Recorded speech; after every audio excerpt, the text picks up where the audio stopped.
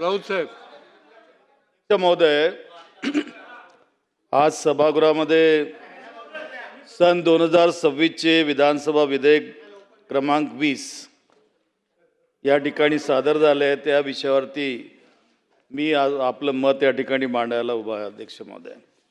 अध्यक्ष महोदय, हे विधेयक म्हणजे केवळ कागदावरचा मसुदा नाही, या महाराष्ट्राच्या प्रगतिशील परंपरेला आणि संविधानाने दिलेल्या वैयक्तिक स्वातंत्र्याला घातलेली ही कायदेशीर बेडी आहे असं मी जर म्हटलं तर वावगं ठरणार नाही.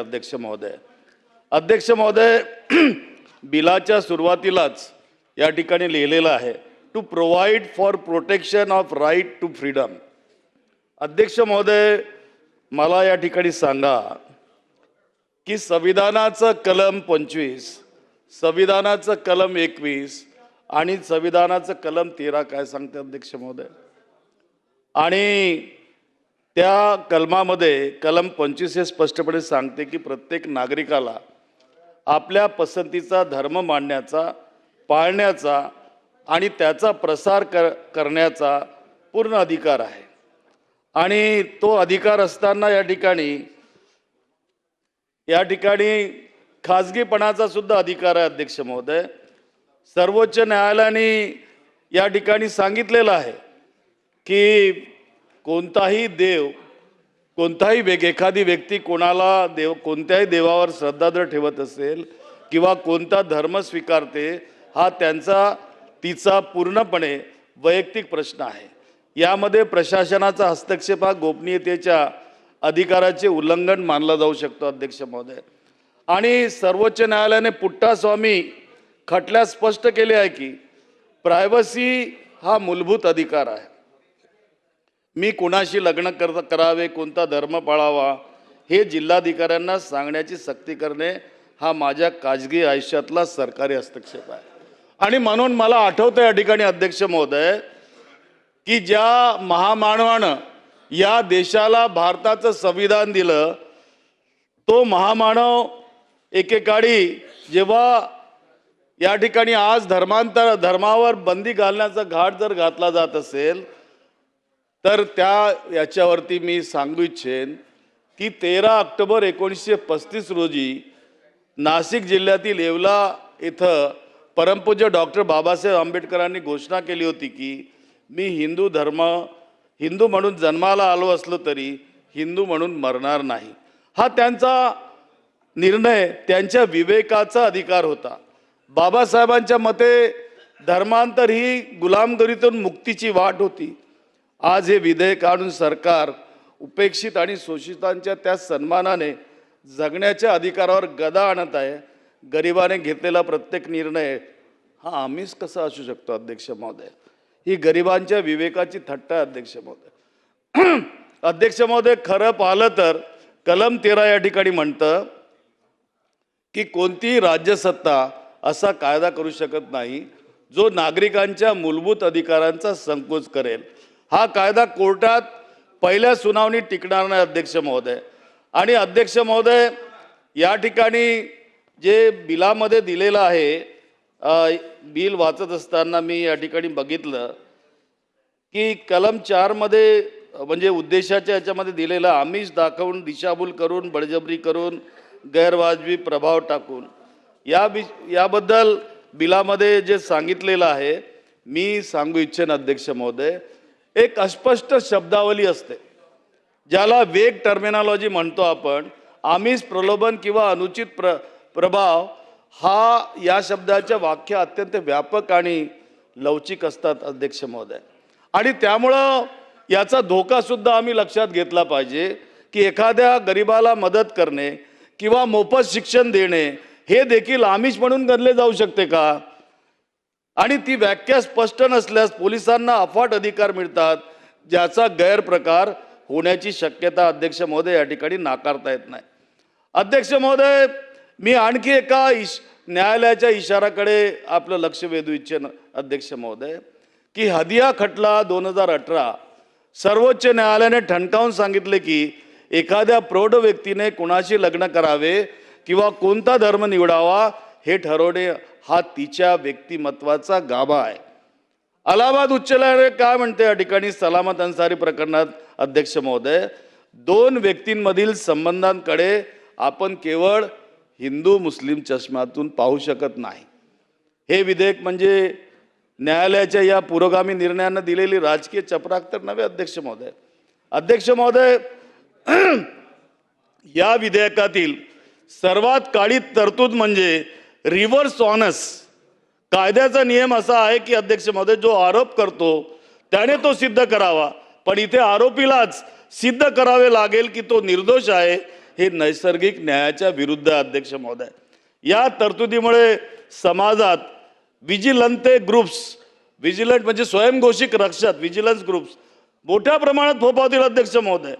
सामान्य जोडप्यांना आणि अल्पसंख्याक समुदायाला, आमच्या समुदायाला नैतिक दहशतीखाली मॉरल पॉलिसिंगमध्ये जगण्यास भाग पाडले जाण्याची शक्यता या ठिकाणी नाकारता येत नाही अध्यक्ष महोदय. आणि त्यामुळं या ठिकाणी मी आपणास सांगू इच्छेन की आज आपण 21व्या शतकात आहोत अध्यक्ष महोदय. अख्खं मंत्रिमंडळ आणि केंद्र सरकार सुद्धा या ठिकाणी म्हणतं की हे आर्टिफिशियल इंटेलिजन्सचं युग आहे, हे युग विज्ञानाचं आहे आणि माहितीच्या महाजालाचं आहे.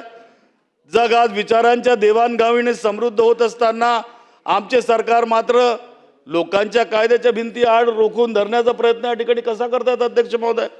मला प्रश्न पडतो की एखाद्या धर्माच्या धुरीणांना किंवा या सरकारला असं वाटत असेल की आधुनिक तंत्रज्ञानाच्या काळात लोक आपला धर्म सोडून जातील किंवा त्यांच्यात भीती निर्माण होईल, तर हा कायदा म्हणजे त्या भीतीपोटी घेतलेला निर्णय तर नव्हे ना. आणि म्हणून मला असं वाटतं की जर एखादा विचार किंवा धर्म श्रेष्ठ असेल तर त्याला टिकवण्यासाठी पोलिसांच्या दंड्याची किंवा कायद्याच्या धाकाची गरज असू नये.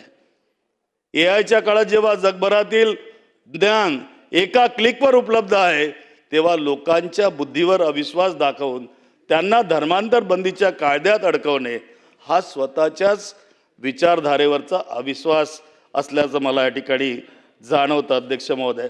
अध्यक्ष महोदय, त्यामुळं मला या ठिकाणी असं वाटतं की हे सरकार आज कुणाच्या इशाऱ्यावर चालतं अध्यक्ष महोदय. हे विधेयक म्हणजे महाराष्ट्राच्या मातीतील शाहू फुले आंबेडकरी विचारांच्या सत्तेचा पराभव आणि एका विशिष्ट अदृश्य शक्तीच्या अजेंड्याचा विषय तर नाही अध्यक्ष महोदय. अध्यक्ष महोदय, हे विधेयक म्हणजे मेड इन महाराष्ट्र नाही, तर हे इम्पोर्टेड आहे. उत्तर प्रदेश, गुजरात आणि मध्य प्रदेशमध्ये जे प्रयोग फोल ठरले तेच प्रयोग आता आपल्या महाराष्ट्राचं हे पुरोगामी सरकार आपल्या प्रयोगशाळेत राबवण्यासाठी जर जात असेल तर त्याची क्यू मात्र या ठिकाणी आल्याशिवाय राहत नाही अध्यक्ष महोदय. अध्यक्ष महोदय, खरं जर पाहिलं तर सरकार म्हणते की आम्ही डबल इंजिन आहोत, पण तुमची इंजिन विकासाच्या रुळावरून घसरून आता थेट लोकांच्या खाजगी आयुष्यात जर शिरली असेल तर काय म्हणावं अध्यक्ष महोदय. अध्यक्ष महोदय, आपण एकीकडे दिल्लीहून आलेल्या आदेशावर चालणारं हे सरकार महाराष्ट्राच्या अस्मितेचा, वैयक्तिकच्या स्वातंत्र्याचा बळी देत आहे की दुसऱ्या राज्यांमध्ये किंवा कुठेतरी निवडणुका होत असतील तर ध्रुवीकरण करण्यासाठीचा केवलवाना प्रयत्न तर नाही. या ठिकाणी एकीकडे तुम्ही लाडकी बहीण योजना आणून महिलांच्या सक्षमीकरणाचा गप्पा मारता, तर दुसरीकडे त्याच बहिणीला तू कुणाशी लग्न करावं आणि कोणता धर्म पाळावा यासाठी पोलिसांच्या दारात उभं करायला निघालात अध्यक्ष महोदय. हे तुमचे डबल स्टँडर्ड दुटप्पीपणा नाही काय?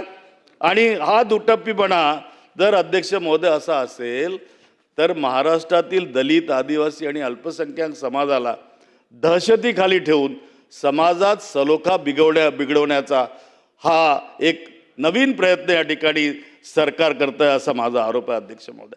अध्यक्ष महोदय, जेव्हा शेतकरी आपल्या राज्यातला हमी भावासाठी रस्त्यावर आहे, जेव्हा शेतकरी आमचा आत्महत्या करायला प्रवृत्त होतो, जेव्हा कंत्राटी भरतीमुळं तरुण बेरोजगार आहेत, तेव्हा लोकांचे लक्ष मूळ प्रश्नावरून भटकवण्यासाठी हे धर्मांतराचं भूत तर या ठिकाणी उभं केलं जात नाही अध्यक्ष महोदय. अध्यक्ष महोदय, महाराष्ट्रात आज गुन्हेगारी वाढली आहे. अहो, ड्रग्स आमच्याकडे कधी मिळत नव्हता, आता पानठेल्यावर मिळतो, फुटपाथवर मिळतो ड्रग. अध्यक्ष महोदय, ड्रगचं रॅकेट उघड होत आहे, महिला असुरक्षित आहेत. यावर आपण गप्प आहोत, पण लोकांच्या श्रद्धेवर पहारा ठेवण्यासाठी मात्र त्यांना विशेष हवी आहे, पोलीस पथक हवी आहेत. अध्यक्ष महोदय, स्वतःच्या खात्याचं अपयश झाकण्यासाठी आणि विशिष्ट विचारधारेला खुश करण्यासाठी हा या खात्याचा राजकीय स्टंट तर नाही. अध्यक्ष महोदय, हा कायदा म्हणजे या ठिकाणी पोलीस राज आणण्याचा प्रयत्न तर नाही आहे किंवा खुला परवाना तर नाही. अध्यक्ष महोदय, अध्यक्ष महोदय, आपण ज्या खुर्चीवर बसलात त्या खुर्चीवर बसणारे आणि आम्ही सुद्धा जेव्हा शपथ घेतो तेव्हा आम्ही संविधानाचा शपथ घेतो आणि कृती मात्र संविधानाच्या चिंधड्या उडवणारी आपण जर करत असू तर ज्या महापुरुषांनी या देशाला संविधान दिलं किंवा ज्या डॉक्टर बाबासाहेब आंबेडकरांनी दिलेल्या धम्मदीक्षेच्या इतिहासात वारशाला हे जर नख लावत असतील तर त्याला आम्ही काय म्हणायला पाहिजे. अध्यक्ष महोदय, म्हणून या ठिकाणी मांडत असताना मला असं म्हणावं लागतं की हे सरकार इव्हेंट मॅनेजमेंटमध्ये माहिर आहे, हे तर मान्य करतो आम्ही, पण स्टेट मॅनेजमेंटमध्ये आपण पूर्णपणे नापास आहात. कारण पोलिसांची आणि सक्तीची मदत घेऊन जर आपण स्वतःला वाचवण्याचा प्रयत्न करत असाल तर मला वाटतं कुठंतरी आपली फसवणूक होत आहे. म्हणून आपल्या या राजकीय जे आपलं हे विधेयक आहे हे दिवाळखोरीचं लक्ष त्या ठिकाणी जाणवतं मला. अध्यक्ष महोदय, म्हणून सत्ता येते अध्यक्ष महोदय, सत्ता जाते, पण लोकशाहीचा गळा घोटला तर इतिहास कुणालाही माफ करणार नाही. अध्यक्ष महोदय, म्हणून या विधेयकाला मी या ठिकाणी विरोध करतो. अध्यक्ष महोदय, आणि थांबतो. धन्यवाद.